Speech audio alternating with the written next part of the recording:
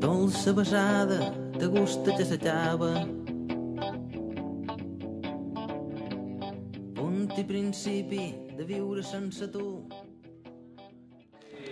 Construir unas estructuras mínimas y no tratar de como obligar a la gente que viva de alguna forma. Entonces, tratar de que al final la gente sea como la que va a construir su propia casa. Por tanto, hemos definido como un espacio para todo, entonces sería perfectible, porque es la idea de que va a perfeccionarse, crecedera, o sea, crecedero y participativo. En segundo lugar, hemos pensado que deben ser, por tanto, unos espacios que no tienen que tener un programa definido, entonces darle como la vuelta al concepto de vivienda y pensar que puede ser una vivienda, puede ser un taller, puede ser un lugar para acoger gente. Por lo tanto, hemos pensado que la vivienda debe desprogramarse y no pensar en tengo que tener 2 habitaciones, un baño y una cocina, sino tratar de generar como espacios que puedan habitarse y que puedan compartirse. En este sentido de que todo el mundo pueda acceder, es el tercer punto, que hemos puesto que todas las personas puedan acceder a vivir en el Cabañal. Que sean espacios que sean accesibles para todo el mundo, tanto por renta como por cultura, como por todo.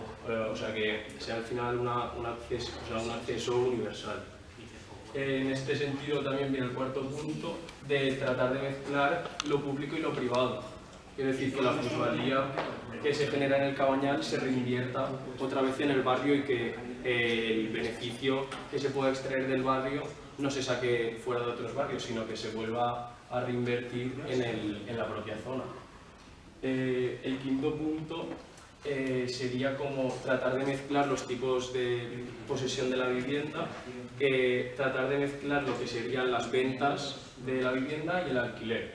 No tratar de como forzar un poco a que la vivienda no sea como un uso privado, que me compro la vivienda y ya está, sino forzar a la gente a lo mejor a esa idea de alquiler, sobre todo para el tema de las rentas, sino como eliminar a posibles usuarios. Y un sexto punto sería pensar también como diferencias, otros tipos de propiedad y también como otros tipos de habitar, pensando en cooperativas de vivienda, por ejemplo, o otros tipos de posesión, como pueden ser la cesión de usos y los tipos de